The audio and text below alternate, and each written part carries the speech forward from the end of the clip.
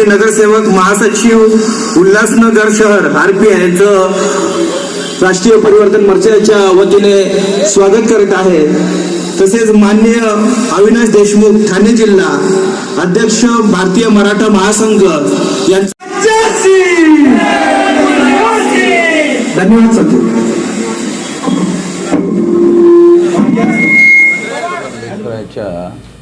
जयंतीच्या निमित्ताने बाबासाहेब आंबेडकर के जन्मदिन के मौके पर ये कार्यक्रम हर साल होता है और देश भर में हमारे लोग लेते हैं, तो वो उसी कार्यक्रम का हिस्सा है और उसी के अंतर्गत ही हो रहा है। लेकिन इस परिषद को राजनीतिक दृष्टिकोण से देखा जा रहा है, आपका क्या कहना है? ये तो राजनीति कोई संविधान विरोध का काम तो है नहीं है। संविधान के तहत राजनीति करना संविधान ही मान्यता देता है, तो ये कोई संविधान द्रोह करने का मामला नहीं है। अगर कोई राजनीति करना चाहता है तो अच्छी बात है। यहाँ पर राष्ट्रीय परिवर्तन मोर्चा, भारत मुक्ति मोर्चा, बहुजन क्रांति मोर्चा ये कोई ऐसा संगठन नहीं है, ये एक आंदोलन करने वाला संगठन है और ये लोग चुनाव में मुद्दा आधारित समर्थन दे सकते हैं। आप हमेशा मूल निवासियों की बात करते हैं, ये मूल निवासी इसका अर्थ क्या होता है और बदलापुर में इस राजनीति का कोई फर्क पड़ेगा ऐसा लगता है? मूल निवासियों का मतलब ये है कि जो इस देश के मूल रूप से रहने वाले लोग हैं, क्योंकि कुछ लोग ऐसे भी हैं जो यहाँ के मूल रूप से रहने वाले नहीं हैं, जैसे अंग्रेज, वो यहाँ के मूल रूप से रहने वाले नहीं थे, वो चले गए। ब्राह्मण डीएनए के अनुसार वो मूल निवासी नहीं है, यूरेशियन है। जो अंग्रेज थे वो चले गए, अब ये यूरेशियन लोग हैं, ये विदेशी लोग हैं, ये डीएनए के अनुसार प्रमाणित हो गया। तो ये फर्क लोगों को समझ में आ जाए, इसलिए ये मूल निवासियों का आंदोलन चलाया जा रहा है। तो इसमें एससी एसटी ओबीसी माइनॉरिटी के जो लोग हैं ये मूल निवासी है, ऐसा माना जाता है। आने वाले जो इलेक्शन है नगर पालिका के, क्या आपका एजेंडा है और क्या मुद्दे हैं? जो चुनाव है वो तो राजनीतिक दल के लोगों को लड़ना है। हम मुद्दा आधारित समर्थन दे सकते हैं क्योंकि हम राजनीतिक दल नहीं है। हम भारत मुक्ति मोर्चा या बहुजन क्रांति मोर्चा का संगठन चला रहे हैं, तो हम मुद्दा आधारित, यदि बहुजन मुक्ति पार्टी के द्वारा हम लोगों के जो महत्वपूर्ण मुद्दे हैं वो मुद्दे अगर वो इलेक्शन मैनिफेस्टो में उठाते हैं तो हम उनको समर्थन देने के बारे में सोच सकते हैं। सर 25 तारखेला 25 मेला भारत बंद करताय, काय संदर्भामध्ये भारत बंद करण्याचे 10 मुद्दे 10 मुद्दे निकाले गए हैं और उसका पर्चा निकाला गया है और उन मुद्दों को लागू करने के लिए हम लोग भारत बंद कर रहे हैं। उसमें प्रमुख मुद्दा ओबीसी की जाति आधारित गिनती है, ईवीएम का मुद्दा है, एससी एसटी ओबीसी का रिजर्वेशन का मुद्दा है, प्राइवेटाइजेशन में रिजर्वेशन का मुद्दा है और पेंशन बंद हो गई है, पेंशन किसी को मिलती नहीं है। तो पेंशन का भी मुद्दा जो है वो अभी धीरे धीरे बहुत गर्म हो रहा है, तो वो भी एक मुद्दा हमने डाला है, उसके लिए भी भारत बंद किया जा रहा है। सर प्रेक्षक मराठी असल्यामुळे एक मराठीत प्रश्न विचारतो।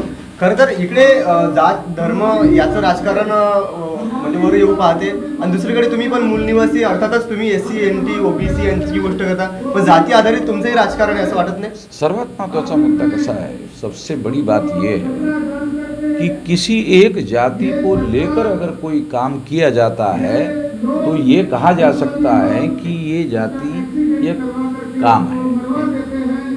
शेड्यूल कास्ट जाति नहीं है। बहुत सारे लोगों को ये बात समझ में नहीं आती, ये 1703 जातियों का समूह है। तो अगर जब हम शेड्यूल कास्ट की बात करते हैं तो इसका मतलब है 1703 जातियों की बात करते हैं। और इन लोगों की बात क्यों करते हैं? क्योंकि इस समाज व्यवस्था में इन लोगों को अछूत बनाया गया है। ये worst victims of the social system है। अब कोई आदमी डॉक्टर के पास जाएगा तो डॉक्टर तुमको क्या तकलीफ होती है वो पूछता है ना, तो बोलना पड़ेगा ना। अगर हमारी कोई तकलीफ है और हम अगर उस तकलीफ के बारे में लोगों को जगाने का काम नहीं करते हैं, जागृत करने का काम नहीं करते हैं, और वो जागृत नहीं होते हैं, तो समस्या का समाधान कैसे होगा? डॉक्टर को बोलना पड़ेगा ना ये बीमारी है करके। तो किसी बीमारी को बोलना बीमारी को बढ़ाना नहीं है। First you recognise the fact and then eliminate. पहले हमें जो सत्य है उसको स्वीकार करना होगा, उसके बाद उसका समाधान करना होगा। हमको कोई बीमारी हुई है? नहीं, हमें तो कोई बीमारी नहीं हुई है। वो 10 साल में मरने के बजाय 10 दिन में ही मर जाएगा। क्यों इलाज नहीं करेगा? इलाज करना पड़ेगा ना। और सर एक लास्ट प्रश्न, बामसेफ का अभी क्या कार्यचलन चालू है, और कोरोना के पश्चात अभी आपके क्या मुद्दे हैं देशवासियों के लिए? देखो, कोरोना का सेंट्रल गवर्नमेंट ने जो प्रोटोकॉल बनाया था वो तो अभी पीछे लिया है। अभी कोरोना प्रोटोकॉल लागू नहीं है। इसके बावजूद भी मास्क वगैरह लगाने के लिए प्रिकॉशनरी मेजर के तौर पर सरकार इस बात को लगाने का चल रहा है।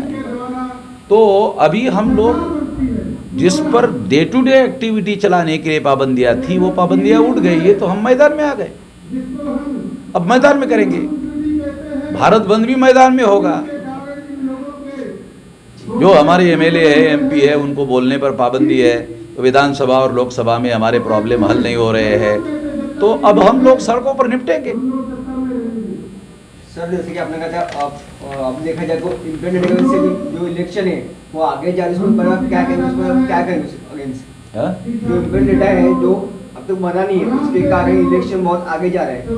इस चीज का इंपेरिकल डेटा जो है, एम्पेरिकल डेटा ओबीसी के रेफरेंस में, इलेक्शंस आगे ढकेल रहे हैं। वो पंचायत राज का है। विधानसभा और लोकसभा के बारे में एम्पेरिकल डेटा का मुद्दा नहीं है। और उसके the difference between Vidhan Sabha and Lok Sabha and panchayat Raj, ये मामला एम्पेरिकल डाटा का मामला केवल पंचायत राज के लिए लागू है। सर यहाँ का जो राजनीति है वो थोड़ा सा अलग है, दो ही लोगों के बीच में ये राजनीति नहीं, आगे भारत- बढ़ता है। मैं- भारत मुक्ति मोर्चा कैसे मुझे ये करेगा? बताओ कि मैं भारत को ध्यान में रखते हुए बात करता हूँ, सारे देश भर में घूमता हूँ, तो ये मानकर चलना गलत होगा कि मुझे ये बदलापुर की जानकारी नहीं है। मुझे सारे देश की जानकारी है। तो देश के ही मुद्दे बदलापुर यहाँ पे- कोई भारत के बाहर या महाराष्ट्र के बाहर थोड़ी है। मोटे